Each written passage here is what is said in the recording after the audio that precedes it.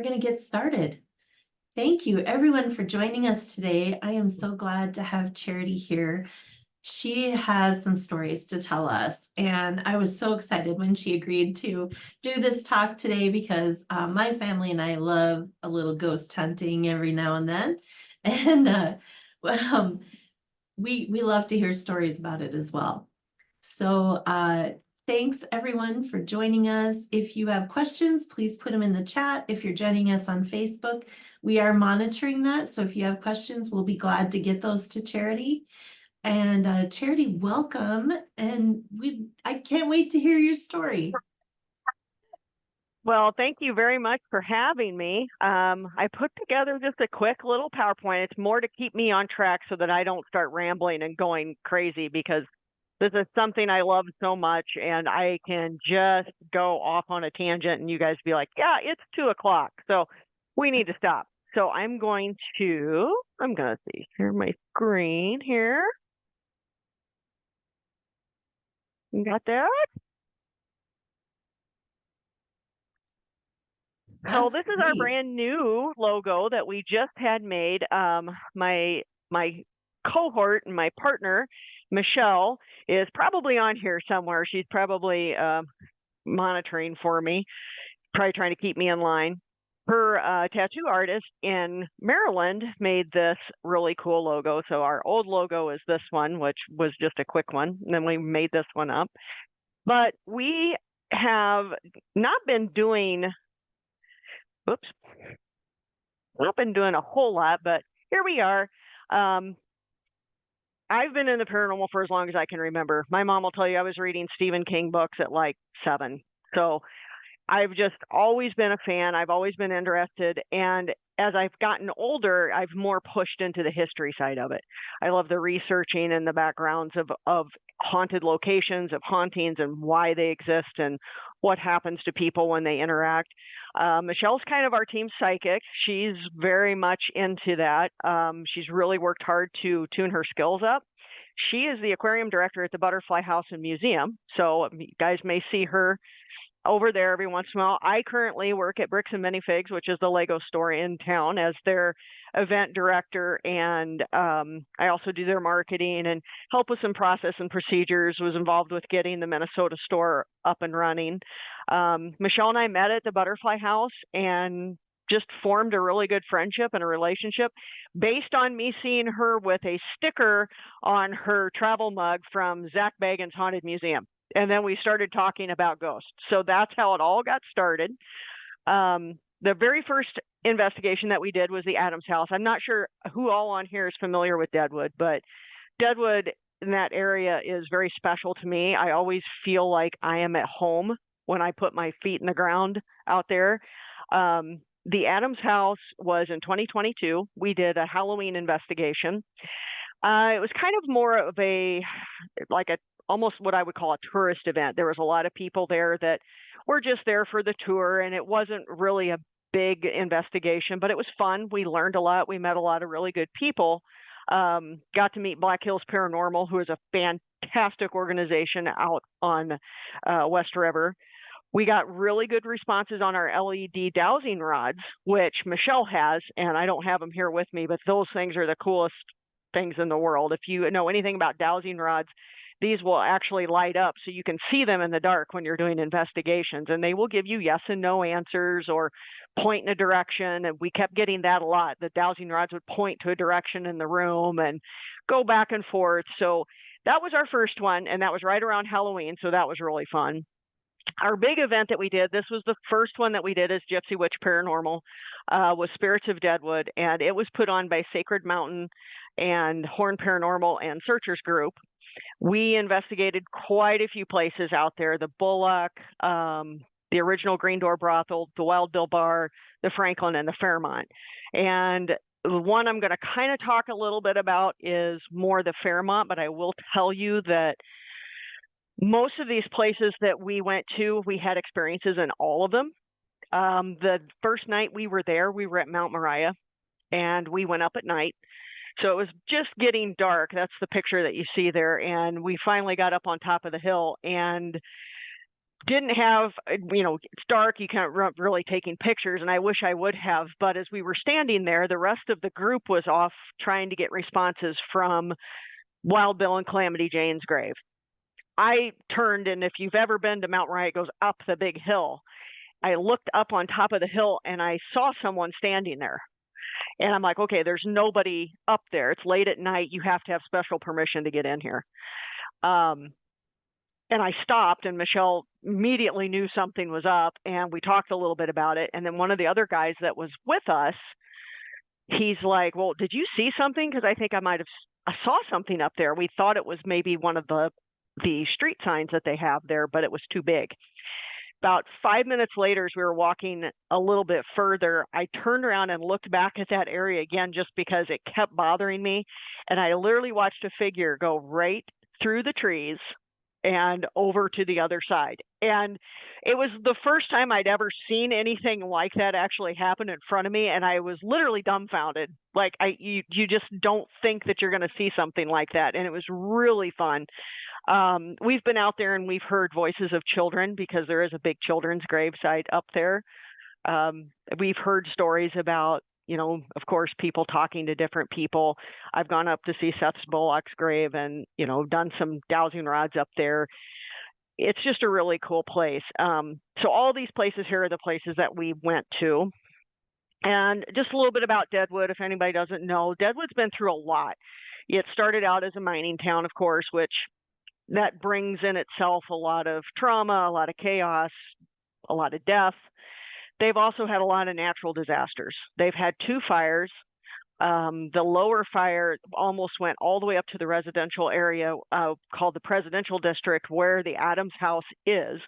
So it came close to getting up onto that hill. They've had a second fire, and then they also had flooding. The flooding and mudslides pretty much destroyed all of first level of Deadwood, which if you go there now, especially the Bullock Hotel, you can look at it.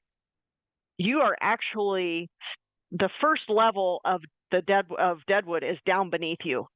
If you look at the Bullock Hotel when you're there, you can see the original window wells right at street level. So you have to remember, a lot of times when you're walking on these streets, you're walking a level above what used to be there, because they had to build it up so much because of the flooding. So there's been a lot. There's been a lot of history, a lot of trauma there. A lot of these pictures are from Deadwood History, Inc., which they are a great organization. They help run a lot of the paranormal events up there. The Fairmont is an interesting place. It is the only place in town, when you're looking, it has the big spire. That's how everybody kind of recognizes it. It's also called the Oyster Bay Bar. The Fairmont was a brothel back in the day. There was a gambling hall and a bar on the first level, and then 2 levels of ladies that were staying there. The second level was more of the ladies that wanted to be there, which surprisingly enough, there were a lot of ladies that did. The third level was the ones that didn't quite so much agree to be brought there. And that's where we got a lot of activity. Most of the issues that we would have were not great. Some people, get feelings of the girls and the sadness and everything, because the girls would literally jump out of the 3rd-story windows, but they were chained to the walls in the 3rd floor. And the holders for the chains are still there on the 3rd floor if you do the tour. The problem was the chains were very short. So when they jumped out of these windows, they didn't hit the ground. They just either broke their leg, hit the side of the building. So there's a lot of death. There's a lot of death there, a lot of sadness. But there's also a very menacing presence there. We just call him the Man, because no one knows exactly who he is. There's some talk that it could be Jack McCall, who shot Wild Bill. We got to experience some really interesting back and forth with that. We each had spirit chat boxes, which if any of you ever watched any kind of ghost shows, you'll see them talk about an ovulus or a spirit chat, which actually just spits words out randomly at you. Michelle had one, what's called a tempest, and I had my spirit chat box. And as we were in one area of the room, her tempest would say, "He's coming." And then my spirit chat box just within seconds would say, "Run." And we're trying to ask questions like, "Who's coming? Who's coming?" It kept going back and forth. "He's here. Run, hide, fear, anger." We were getting all of these words. And of course, when you're hearing those things, your mind is starting to get a little nervous. So the energy in the room was changing. But what we didn't know at the time was two of our friends that were there were snapping pictures. And I wish I had a really good, clear picture of it. They caught a picture standing behind Michelle as we were doing these investigations of a very tall man in a bowler hat, old school bowler hat. And when we saw the picture, we finally got done with investigations and we met back up at the Bullock in the downstairs bar. They showed us that picture, and I mean, the chills, it really makes you understand that there's a lot of things there you can't see when you're doing these things. Michelle was really picked on in the original Green Door brothel area. We joke that it's because she has very red hair, so all of the spirits think that she's one of those ladies. But she was really kind of picked on the whole time, touched. She got kind of pushed once. We literally heard something drop on the floor and roll underneath a bed at one point, and we were on. I was on the floor trying to find out what it was. We could not find anything. So we've had a lot go on. The next place that we went to was the 1899 Inn, and just a shout out to them. They are phenomenal people. They do a bed and breakfast, and the food is amazing. If you want to get away, they're awesome. They're very close to the Adams house, so they're in that presidential district. And one of the places that Michelle and I wanted to go right away was Deadwood's First Cemetery, which is just really close to the Adams house down a corner street. And they have a plaque that's up. There's a house that sits on it right now. There's several houses that sit on it. They have exhumed bodies from it. They just got the last skeleton that they got was, I think, just last year when a retaining wall fell down. So it gives you a really good insight as how much has gone on there and how much history is buried in the ground in Deadwood. This slide is just some of the paranormal equipment that we use. I wanted to put a little slide together just to show you everything. This is everything I have. And then Michelle has another bag that has more stuff in it. We use just about everything. And like I said, if you've watched any ghost shows, you'll see a lot of these different things that people use. I brought a couple of them out here so I can show those later too. EMF recorders, divining rods, EMF sensors, spirit chat boxes. We use music boxes, which are really creepy. You can set those up in a different room, and of course they sense anything coming on or coming near them or coming around them, and they'll play this horrible music that I don't know who designed these things, but it's awful and will scare you. But yeah, we've had quite a few little experiences in Deadwood. We've had some here. We'll tell you that the Zambros building here in Sioux Falls, we're not sure 100% sure if it's the building or if it's all of the antiques that he has down in that back level, but there is definitely something there. We've seen some shadows, we've seen some movement, but it's mostly a feeling of just, it's, an ever-present feeling of kind of dread in that back area. But yeah, so this is what we've got coming up next. Just a quick shout out to this. We'll be going to Louisiana in March and doing a Paracon there. We're planning on trying to hit the Dauphine Hotel. We're going to stay there in one of the haunted rooms, and a couple places in New Iberia, and we're hoping that we can hit one of the plantations on the way.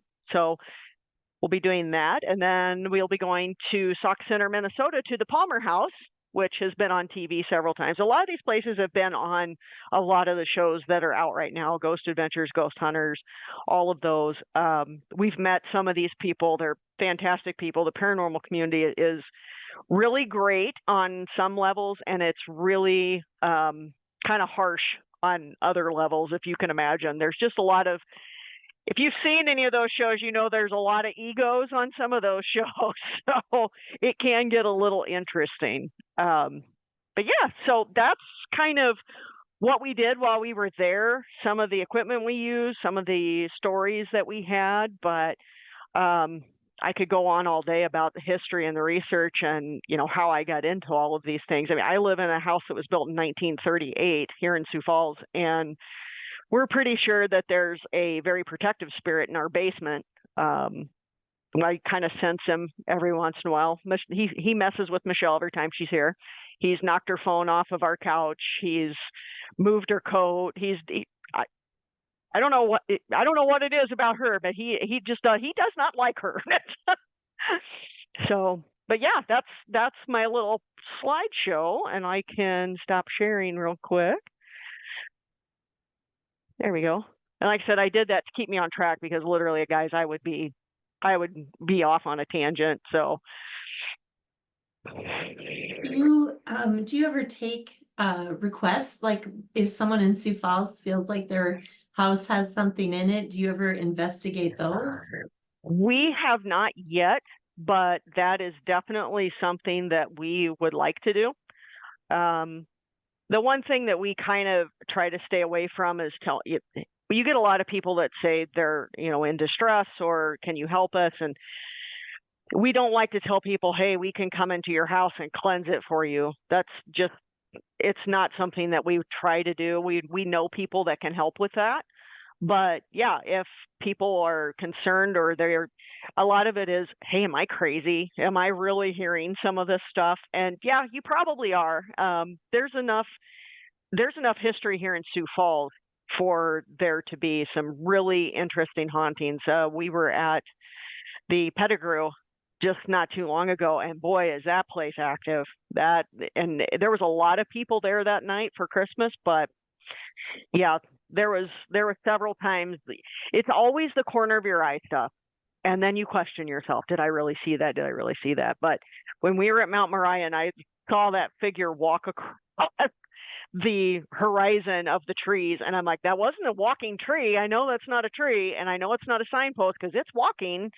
That kicked off the whole weekend pretty well there. But we're trying to get in and do some different places. The owners of the Wild Bill Bar down there want us to come and actually lead a Paracon there and do some things. So we're looking forward to that and looking forward to working with them. Until recently, I didn't really know what a Paracon was. Can you Yeah. explain that? Well, if you've been to or you know anything about SuperCon, then it's basically the same type of event. You have all different people from the paranormal community come together, and they'll do lectures, they'll do presentations, events. There's usually investigations that go along with it, and meet and greets, things like that. The one that's in Louisiana, I think there's 4 or 5 pretty well-known investigators that will be there. There's usually some psychic mediums there that will do free readings for people, which is fun. It's just a whole event very much centered around the paranormal community, and it's open to everybody. You don't have to be in a group like we are. You don't have to know people. You can just go and have fun, and you know, people will do autographs. They'll do all kinds of things for you. Oh, there's a question in the chat. Do you have any pictures of spirits you've seen? Oh, I do not. I wish I did, because here's the thing that's so bad about me is that half the time I'll forget I have my phone with me. And I know I do have some pictures that we took, and there's a room in the Bullock that downstairs in the basement bar off to the side that is a very creepy room. And I took a bunch of pictures in there, but I didn't really catch anything. But the problem that I have a lot of times with pictures is that they can be so misconstrued as other things. You'll hear people talk about, oh, it's an orb. Oh, is it dust or is it a bug? Or, you know, oh, it's a mist. Well, is it really? Like I said, I wish I had a really good picture of Michelle. She's got videos. Her house has a lot of activity. So the picture that we had of the guy in the bowler hat, I wish we had a really clear picture, and I might send that off to one of our friends that does a lot of editing and video, so see if he can pull it forward, because it was creepy. Yes, yes, it's very dark and you can't really see. You can just barely see an outline of it, but yeah, it made your hair go up when you saw that, because after having all of that, these spirits, and we figured they were spirits of the girls going, get out, he's coming, he's coming, he's coming. And then to see that, and it was like, oh, okay, that's creepy. No doubt. We do have a question on Facebook. What led to your interest in the paranormal? Um, you know, I can't tell you 100%. I just know that as a young kid, I was very much into the kind of scary stuff. Like I said, I was reading Stephen King very early. I liked all the horror movies. I love all the old classic horror movies. And I think a lot of that led to me starting to ask a lot of questions. And of course, the very first show that came out on the air, Ghost Hunters, I started watching that many, many, many years ago. And that having a show like that came out, it really sparked an interest. It really made you understand that, hey, there are people that do this. And it opened a huge door for people to be like, yeah, I can buy equipment, or I can make my own equipment, or, I know how to do these things. And there's buildings I think are haunted and I can go check them out. So it was a lot of that. I do think I've been told that I was sensitive way back then, hearing things, feeling things like on my bed randomly in the middle of the night, like thumping on my bed and being like, well, we didn't have a dog at the time or nothing like that. So I've always just been very in tune with, I guess, other places and understanding that. So it just and my dad's a history teacher, so that led to my love of history. That didn't happen until a little bit later. Shout out to Dad. Sorry. Well, all through high school, I was like, oh, this is horrible. But then I got out, and, places like the History Channel that showing some of these haunted places, or these places with so much past that can retain these memories and retain these hauntings. It really, really sparked an interest, probably in my high school years. Good. In the meeting chat, there's a question. Did you check out the Chinese opium dens in Deadwood? I have been down there once when I was younger. It is closed now, which is awful.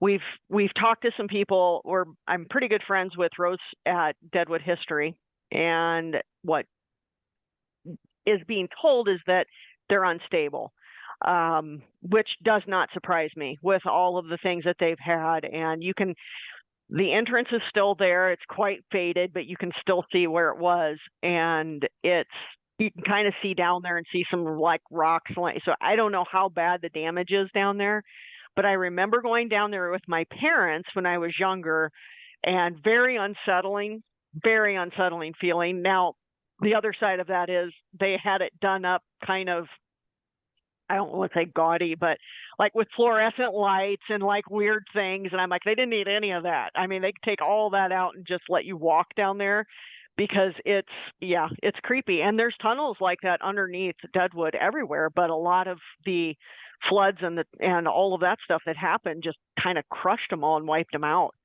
But there are also secret ways to get from brothel to brothel to brothel up in some of these top levels of these buildings too. Definitely. Well, another question just came in on Facebook. Are you ever concerned about spirits latching onto you and leaving with you? Oh yeah. Yeah, we always talk about that. We take great measures to protect ourselves. We have a really great spiritual mentor here in Sioux Falls. She actually has her own place, and we go to the Crystal Rock store quite frequently to pick up things. We have Sage, we have Palo Santo.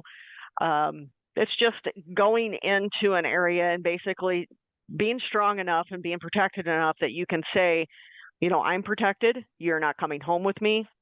You need to leave me alone. Now, that doesn't mean to say that they're not going to. It's always a fear in the back of your mind that something could latch on and come home that's not very nice. We've got friends that have had that happen to them. So, and then it just takes getting rid of them. And a lot of times they will latch on because they sense a like spirit, someone that can sense them, someone that can understand them, someone that can talk to them. I think Michelle probably has had more of those interactions than I have.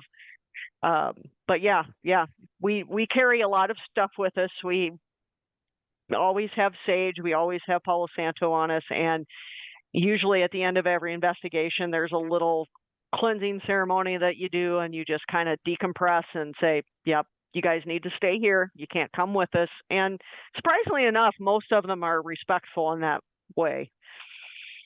And then can you go home and sleep at night?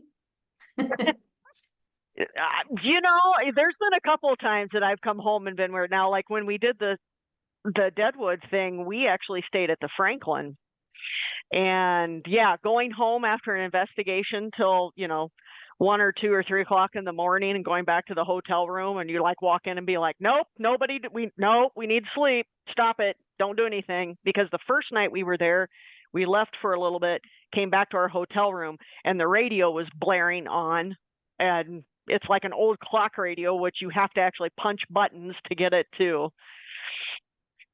What is the word she's saying? Palo Santo. Palosanto. It's an actual oil that's derived from a tree. Yeah, you can get it in spelling it out. Yeah. Yeah. You can actually get it in stick form or in oil form. And I can tell you the Crystal Rock store in town does have it. And it smells really good. Is that the one at what used to be the Western Mall? Yes. Okay. Yes. Okay. Anybody else have any other questions? You guys have had some good questions, and Facebook has you some have. too.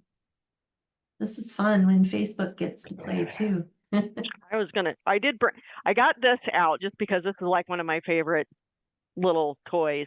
We got this in Deadwood, and this is a REM device, so you get close to it, then it makes noise.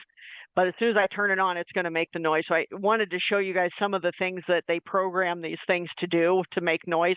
You can't mistake it as being something else. Everybody's like, oh, it could be something else. No. It makes, here, come on, work for me.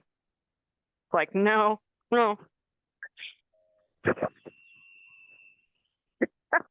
that's my little UFO guy. And we've had him come on and off in the Bullock a couple times. I will say one of the methods that we both really want to do is, it's called the Estes method. That is basically where you completely cut yourself off sense-wise. So you have a blindfold on, you have noise-canceling headphones on, and it's static. That's all you can hear. And then somebody from another room will ask questions, and then you will say whatever you hear coming through that static. We watched that happen at the Bullock, and it was absolutely amazing, the questions that were being answered. And there's no way that they could hear. When you see it on TV, you're like, yeah, right, whatever. They can probably hear them. But when you're live there in person and you're actually watching people do it, it is quite impressive. Wow. We have about 2 minutes left, and we do have one question left on Facebook. Do you have any knowledge of the formation of ghosts? Oh, gosh. Well, some people will tell you that it's, an actual spirit of a dead person, and that they either had unresolved issues and they wanted to stay around, or there's a lot of speculation now that it's just people that just want to stay around, that they love a place so much that that's where they want to stay. Now, some ghosts, or what we would call hauntings, I don't think are as much ghosts, but you have the residual hauntings that happen that are just like a recorder playing in time. So you'll walk into a building and you hear 1920s music. Well, that's what they call residual haunting, because it's something that happened and it's just playing on a loop. through all of these moments in time. Yeah, it's a really good question, and people have been talking about it for a long time. And you ask different paranormal investigators, and they all have different ideas or thoughts. Like, are we all living in?